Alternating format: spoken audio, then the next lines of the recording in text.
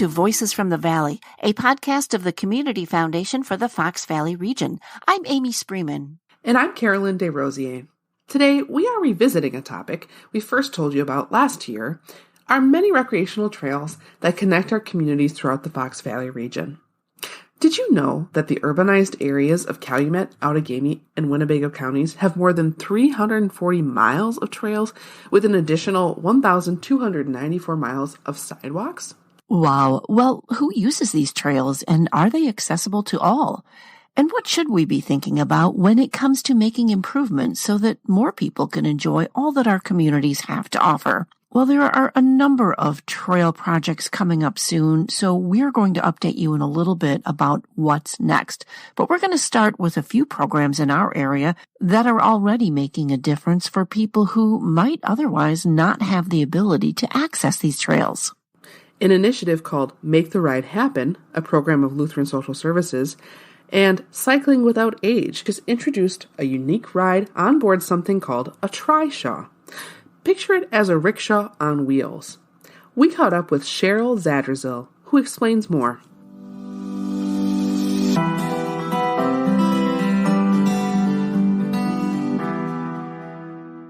I think that it brings the community to them. And Make the Ride Happen Cycling Without Age is developing pretty dramatically here in the area. And what they're able to do is provide rides for people in nursing homes so they can call us and we'll show up and take their residents out for rides. We can also go to events. A lot of the park and recs we've worked with. The most recent one was at the Nelson Family Crossing, where we were able to provide rides for people who've never would have had that opportunity to really travel that trail, or Loop the Little Lakes is another option, which is what we're doing here today. I'm 82 years old and enjoying life yet. Eileen Rutten is taking a ride in the open air, something many seniors don't always get to do. Yeah, it's nice when you don't have to do the pedaling, because otherwise you get sore legs, right? We caught up with Eileen as she and her friend Colleen were arriving back to the Menasha Senior Center. They'd spent a drizzly morning last week taking in the fall colors from their two-seater trishaw, piloted by Michelle Bacchus. My name is Michelle Bacchus. I work for the Wisconsin Bike Fed here out of the Fox Valley. Last week, we had some fall color rides in Menasha at the Senior Center. And it's just beautiful colors. We were down by Loop the Lake and took passengers across the trestles. The leaves were changing and the air was crisp, and people just really enjoyed being out there and being part of the community. Oh, I'd love to do this again. This is fun. A trishaw for the Cycling Without Age program is a three-wheeled pedal bicycle, or a tricycle. So between those two wheels in the front is a bench seat, kind of like a couch. And then the pilot sits up higher and behind them on the back. It really helps well-being by getting people out who normally just spend their day in their room. It reduces isolation and improves connectivity to the community. Cycling Without Age makes the trails in the Fox Cities so inclusive. It's really been a blessing and a fantastic part of the program to see people who used to play in these fields or used to play along the edge of the water, and they can't access it anymore because of mobility issues. Now they can. An important part of what we're doing is to help those who are underrepresented really feel like they're part of the community. You can't find a better way to feel like you're part of something than if you're out there just immersing yourself in it. And that's really what the trishaws do. Just about anybody can ride on a trishaw. In the Fox Valley, we serve people who are aging, who can no longer pedal their own bikes, but miss the feeling of wind in their hair and sun on their faces. We also provide trishaw rides to people with differing abilities who aren't able to pedal their own bikes. And family members go right along, either in the trishaw with their loved one or riding their bikes alongside of us. All of our pilots are volunteers. Most facilities who have trishaws have 25 to 100 volunteer pilots that kind of rotate through based on their availability. A lot of communities have trail side hubs where they'll start at the assisted living facility and just go down the trail and back. Others go to destinations. They're community-based programs, so they can use these trishaws to take people to the park, to visit a friend, to the pharmacy or grocery store. And then they're just using public roadways. It's typically not me talking and telling stories, but it's typically the passengers talking and telling stories. People don't have opportunity to leave their rooms unless somebody takes them. So I had one person who was a military veteran from Pearl Harbor. He just shared his stories and he'd smile and he was so proud. And we looped back around and he knew it was time to be dropped off. And he looked at me and he told me in his military voice, he's like, Michelle, you keep going. We're not stopping. So I made another loop. One thing that's been on the wish list, more accessibility to trails in the wintertime. Sometimes the assisted living facilities who own their own trishaws, they will pedal the trishaws in the winter inside. So they'll go down one hall and make a loop. And then they'll go down another hall in the adjacent building and make a loop and just keep pedaling people around because they see such a positive impact. One of the things that I'd really like to see us do more of in the Fox Valley is have our trails plowed, because this program doesn't have to end. Those beautiful winter days when the sun is shining, we've got a blanket on the trishaw, and it really helps. It really makes people happy, I guess. It improves their spirit. I mean, it just wakens their spirit up, and they just absolutely love it. Colleen Walsh of Menasha would have to agree. Eileen, sitting next to me, told me about it, and it sounded like a fun thing to do. We're friends. We met here at the senior center, so we have a good time together. When can we do it again?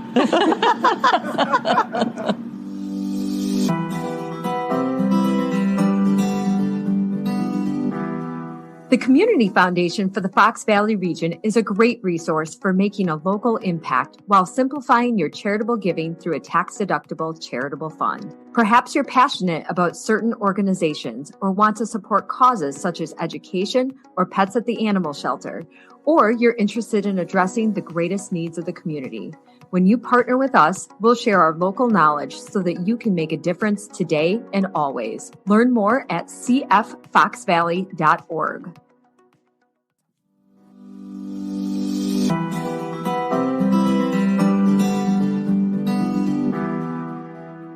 Next, we take you up the road to Heckrot Wetland Reserve, where recent construction projects have opened up new possibilities for people with challenges of any kind, from financial to physical, with a learning opportunity in the trees. Yes, because as Heckrot's Chris Langenfeld and SOAR Fox Valley's Aaron Schultz explain, environmental literacy should be available to everyone.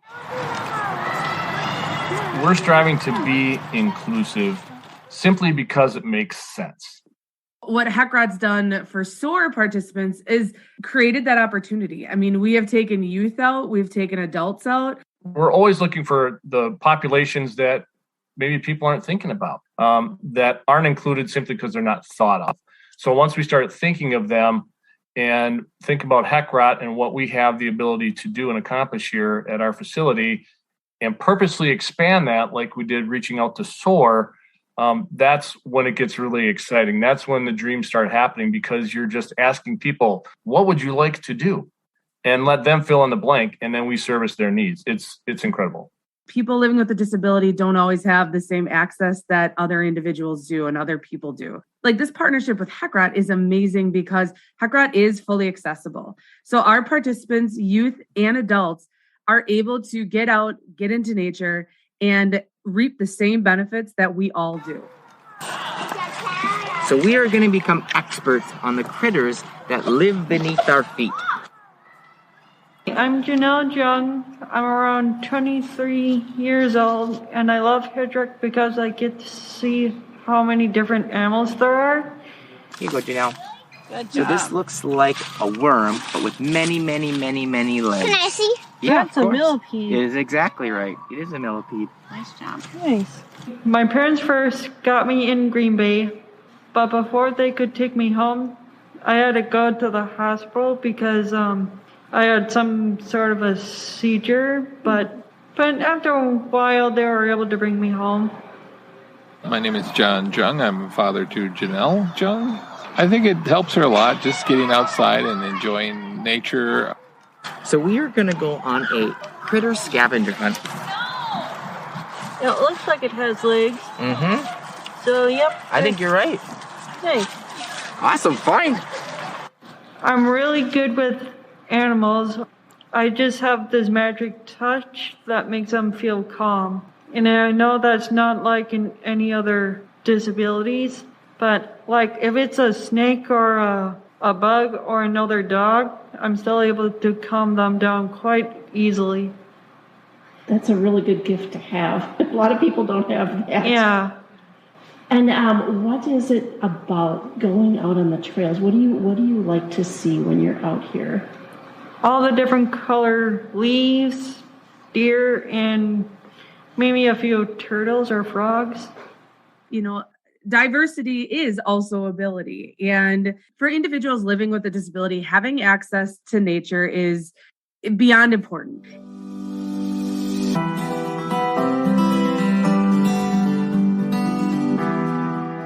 There are so many ways people are getting involved in these projects, from generous donors who are supporting these projects financially to the local leaders and environmentalists who are rolling up their sleeves to talk about the best way to improve trails in the Fox Valley.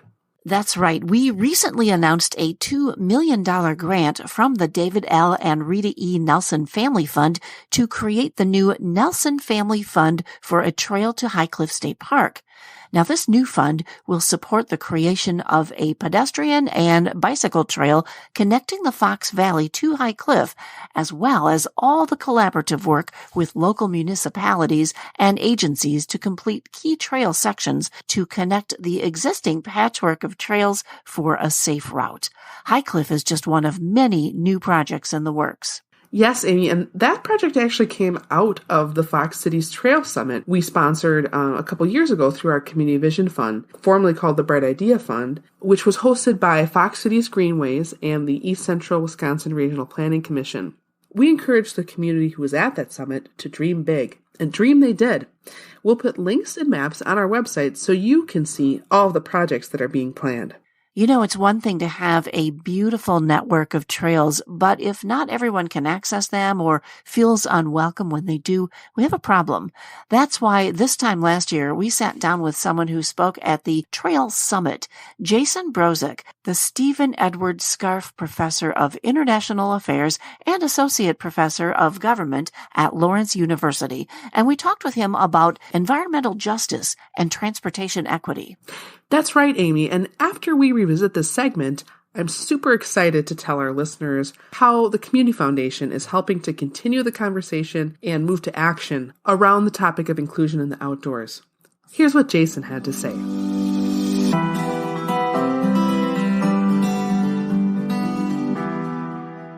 Welcome, Jason. Thanks so much for joining us on the podcast. Thanks for having me. I'm really happy to be here. Yeah, we're excited to talk with you. We'd love to just start with having you introduce yourself, your role at Lawrence University, and just tell us a little bit more about how you're involved in cycling and trails in the Fox Cities. Sure, thanks. So I'm Jason Brozick, and I've been teaching at Lawrence since 2008, and really cycling for a lot longer than that, and involved in cycling as a rider, as a commuter, as a parent, as an advocate. I've gotten more involved in that advocacy role over the last few years. I've joined the Outagamie County Greenway Implementation Committee, which advises on connections between communities at a county level and tries to coordinate some of that work so that there's not standalone pieces of the Fox Valley. And I've also joined the City of Appleton's Bike and Pedestrian Advisory Committee, working with both the Transportation Director and the Parks and Recreation Director, just as a citizen advocate and a voice for bike and pedestrian projects and safety and infrastructure in the Fox Valley. Well, I want to ask you about something that the Community Foundation supported that happened a while ago, but important topics to touch on. So in early 2020, the Community Foundation's Bright Idea Fund supported a Fox Cities Trail Summit. It was a one-day event that brought together leaders from municipalities, environmental organizations, and just advocates with a goal of improving the trail system. And I had the opportunity to be there that day and to hear you speak at the summit, Jason, and you talked about transportation equity and environmental justice. What are these concepts and why should we be thinking about them when we're thinking about trails? So environmental justice and transportation equity, these are really, they're longstanding interests of mine. In the short version is that when we think about environmental issues or transportation issues, they're not just about the environment and they're not just about moving from place to place.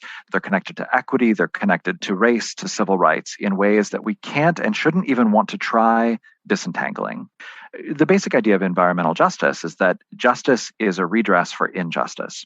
There are some groups that are systematically excluded from power and excluded from decision making, excluded because of race, because of gender, because of class, LGBTQ status, and more. But there are choices that are being made about environmental resources, about where to provide environmental resources like parks and bike paths and bike lanes, about where to locate things like garbage dumps and incinerators, right? But when those decisions are made, the people who are systematically excluded from the levers of power are not consulted. They don't have a voice in the process. And so what it leads to is that environmental injustice or environmental racism is this idea that the greatest harm and the fewest benefits systematically goes to those who are already vulnerable and already marginalized. We have a better and richer understanding of environmental issues and transportation issues when we understand how deeply connected they are to issues of race and marginalization and systemic exclusion and oppression. Mm-hmm. I like that way of thinking about it. These things are connected and we shouldn't try to disconnect them. So many people in the Fox Cities, when we think of trails, we think of them as recreation. We might make a plan to meet up with friends on a weekend and do the Loop the Lake Trail in Neenah. And we have so many great assets in this community, opportunities. But you talk about trails as part of our transportation system and that they're not just for recreation. Why? For me, this is a question of who do we have in mind when we imagine a bike rider? Recreational families, folks riding for fitness, bikes as sort of a luxury amenity to entice millennials or home buyers into a community to raise our ranking and livability indexes. Cool. I'm in favor of all of that. But also, where is the part of that conversation where we invest in those same families buying cargo bikes to get their kids to school and making sure that they have safe routes? Where in our imagination are folks who are going grocery shopping by bike, or just getting to work and back, or running errands?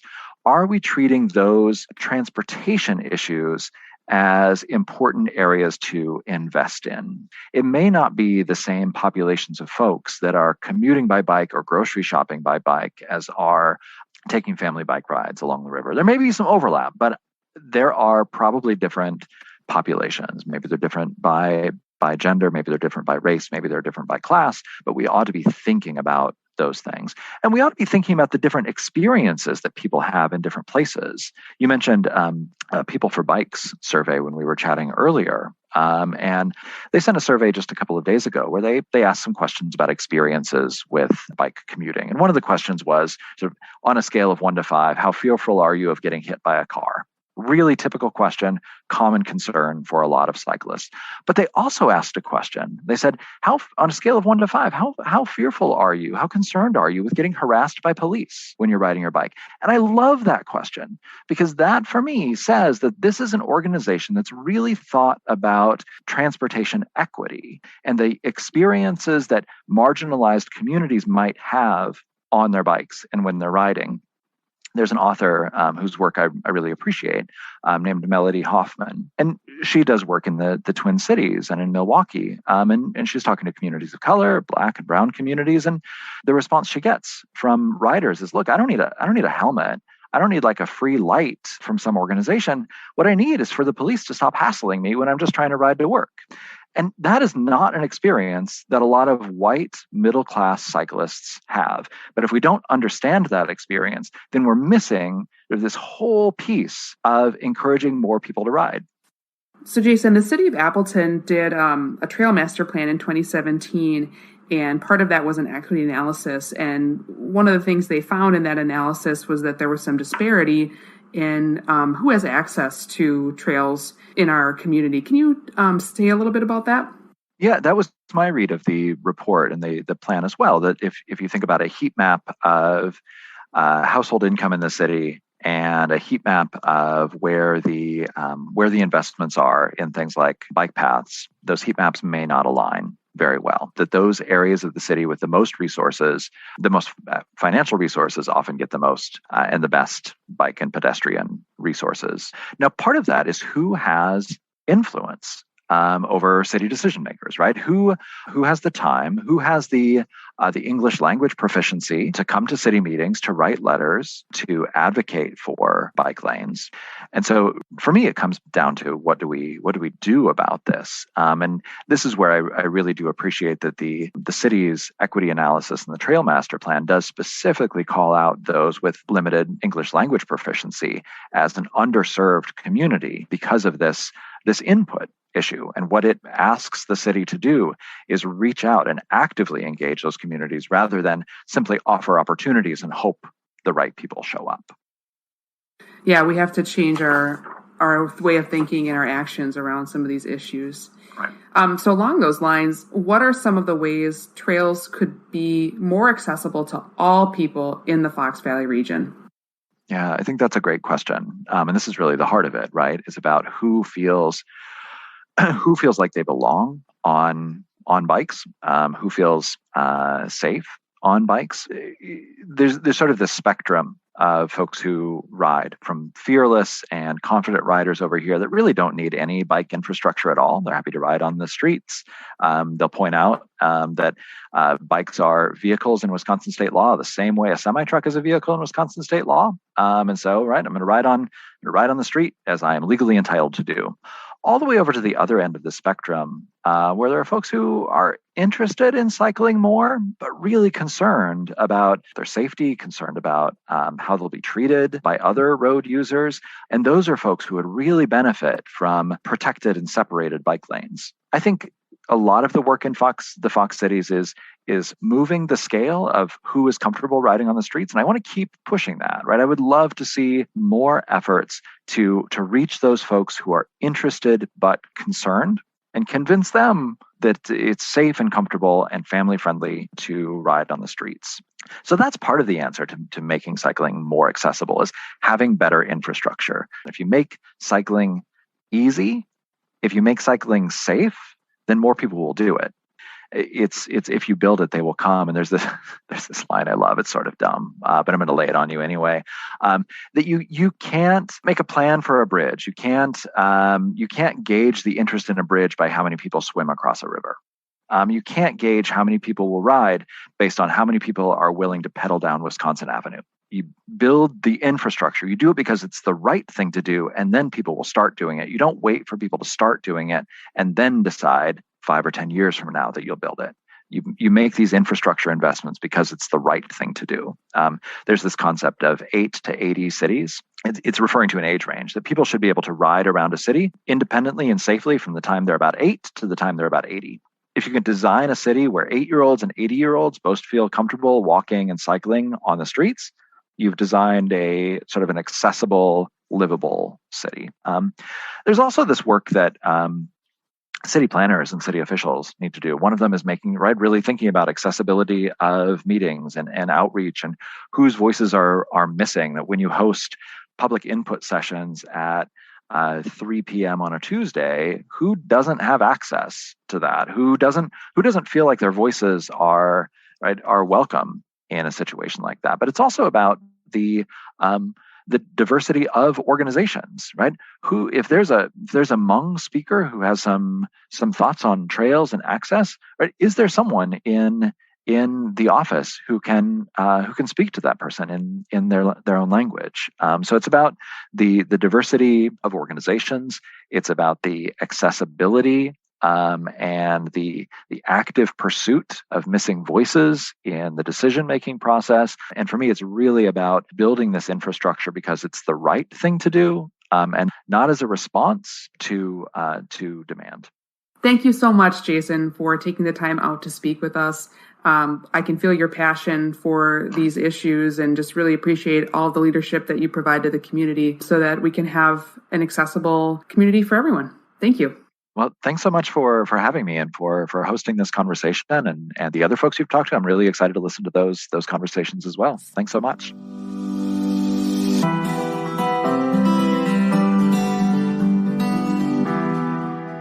So, Amy, I mentioned that we've continued to support work around exactly what Jason spoke about. One of our Community Vision Fund grants is supporting an AmeriCorps member, Kyle Armstrong, who is housed at the Boys and Girls Brigade in Neenah, which has been a leader in this conversation about inclusion in the outdoors.